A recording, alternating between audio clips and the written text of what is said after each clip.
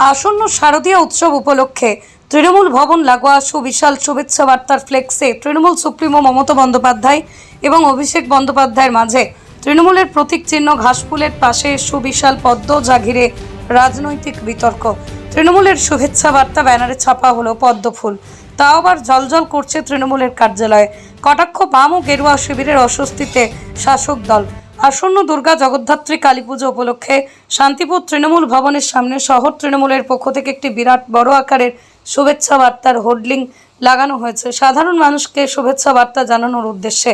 সেই হোর্ডিংয়ে মুখ্যমন্ত্রী মমতা ব্যানার্জি, অভিষেক ব্যানার্জি রয়েছে ছবি। এছাড়াও তার নিচে রয়েছে শান্তিপুর শহর তৃণমূল কংগ্রেসের সভাপতি নরেশ পাল সরকারের নাম। ঠিক তারপরে একটি জায়গায় জ্বলজ্বল করছে পদ্মফুল, তাও আবার তৃণমূলের ঘাসফুল সিম্বলের পাশে। আর সেই পদ্মফুলকে ঘিরে বিতর্কের দানা বেঁধেছে শান্তিপুর শহরে।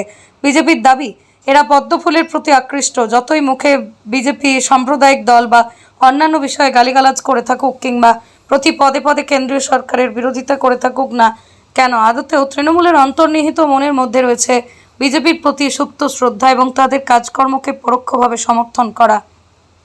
তবে মোদিজি যেভাবে সনাতনী কালচার ফিরিয়ে নিয়ে আসছেন, তাতে বিজেপির প্রতীক পদ্মফুল প্রকৃতপক্ষে যে যথার্থ তা আরও একবার প্রমাণিত।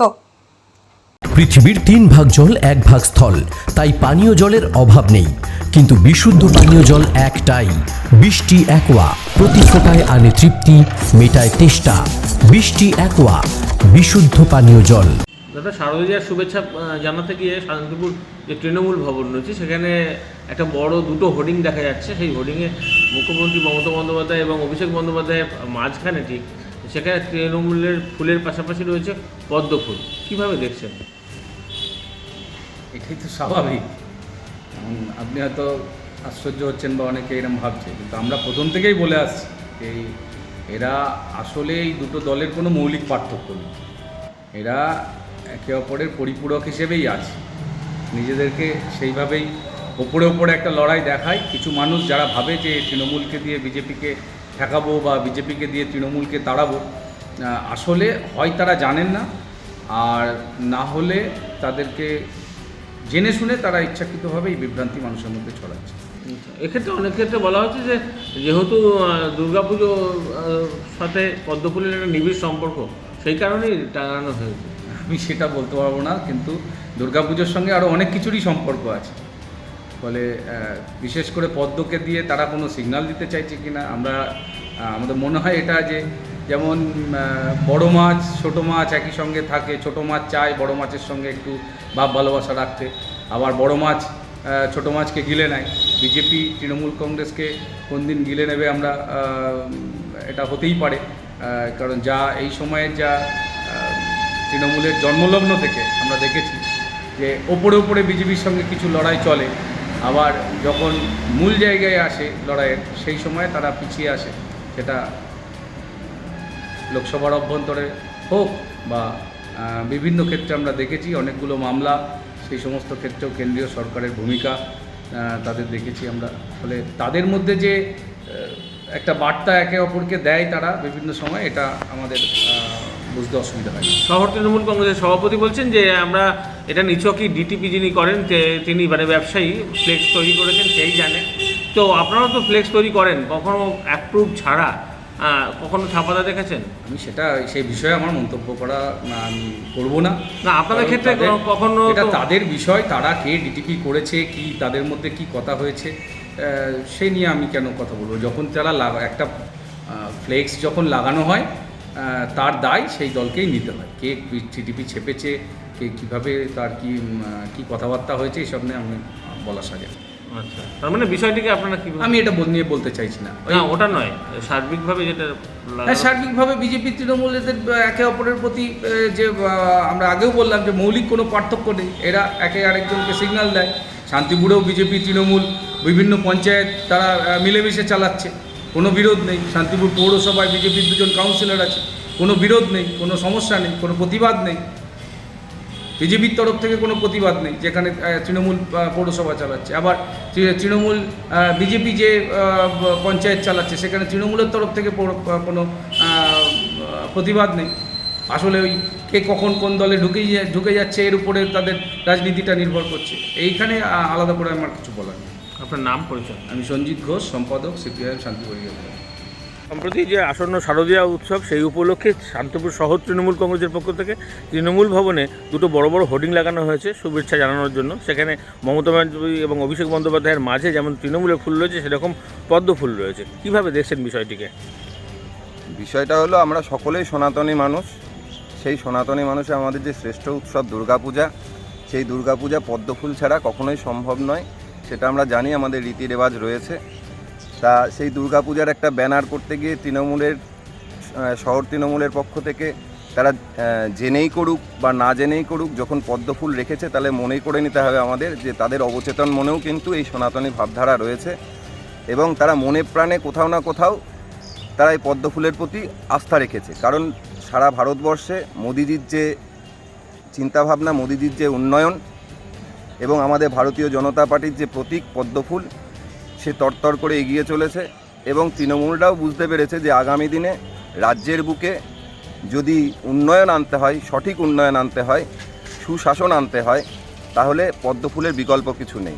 তাই তাদের অবচেতন মনেও কিন্তু সেই তাদের ব্যানারের মধ্যে পদ্মফুল দেখা গিয়েছে। বামপন্থীরা বলছে মূলত পদ্মফুল হোক বা ঘাস ফুল সবই একই ফুল, এপিট আর ওপিট।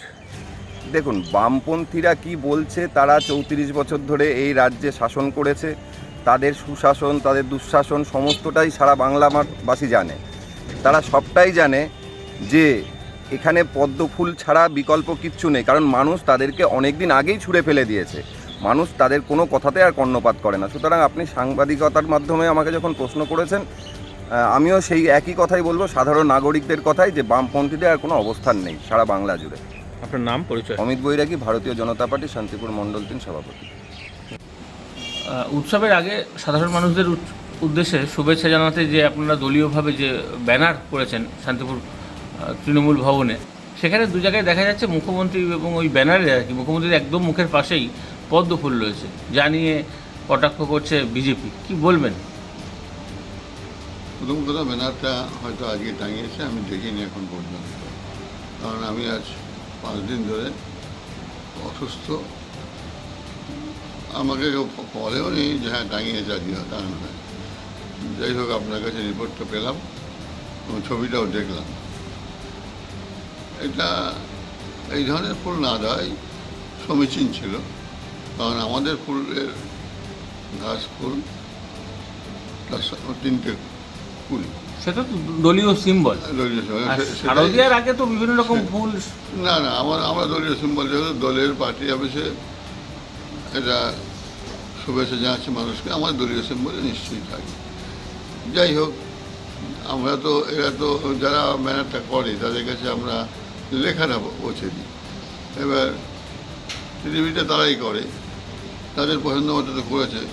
যদি এই ধরনের কোনো বিভ্রান্তি হয় তাহলে আমি চেষ্টা করব পরবর্তীকালে ওটাকে ঠিক করার, কথা বলে, নিজের সচকে ডেকে কথা বলে।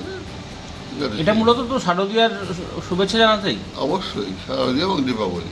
আচ্ছা, এই শুভেচ্ছা, সেক্ষেত্রে তো ঢাক, কাশফুল, হ্যাঁ, এগুলো দেওয়া বাঞ্ছনীয়।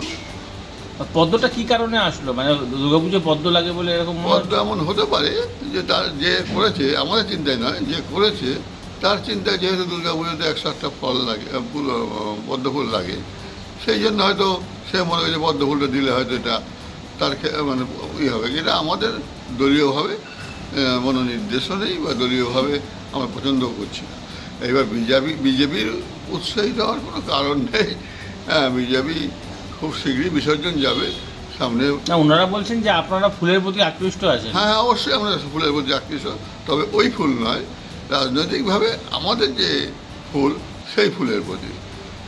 ওনাদের ওই ফুলের প্রতি আমরা রাজনৈতিকভাবে আকৃষ্ট নয়, এই হচ্ছে মূল কথা। বিজেপির উৎসাহিত হওয়ার কোনো কারণ নেই। খুব শীঘ্রই যে নির্বাচনগুলো আছে সেই নির্বাচনগুলো বিজেপি ফলভোগ করবে আশা করি।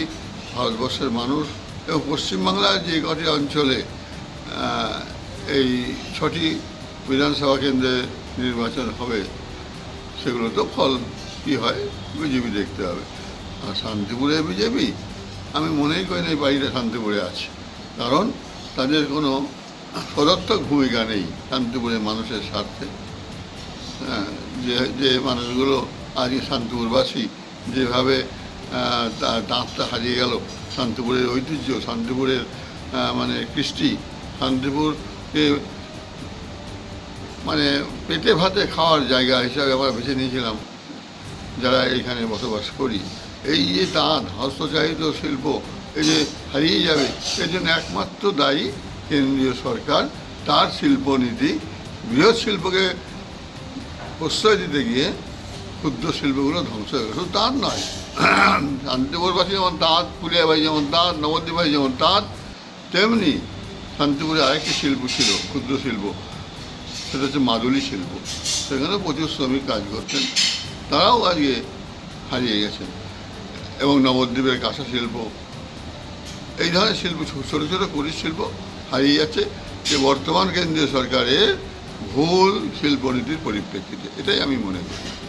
এবং এর বিরুদ্ধে বিজেপির যিনি অন্ততপক্ষে এমপি হয়েছেন দুবার, তার অন্ততপক্ষে লড়াই করা উচিত পার্লামেন্টে গিয়ে, যে এইটা কেন হচ্ছে, কেন কুটির শিল্পগুলো ধ্বংস হয়ে যাচ্ছে। নাম পরিচয়? আমার নাম নরসিংহ সরকার, শান্তিপুর শহর তৃণমূল কংগ্রেস সভাপতি। নদিয়ার সব থেকে বড় English medium school JRS public school প্রায় 35 বিঘা জমির ওপর গড়ে উঠেছে বিশাল ক্যাম্পাস। নার্সারি থেকে শুরু করে উচ্চ মাধ্যমিক, ITI college, law college, B Ed college, ভর্তি চলছে। জেআরএস পাবলিক ব্যালকনি বা সিঁড়ির রেলিং, মডিউলার কিচেন বা ড্রয়িং রুম, এক কথায় আপনার স্বপ্নের বাড়িকে করে তুলুন আরো সুন্দর।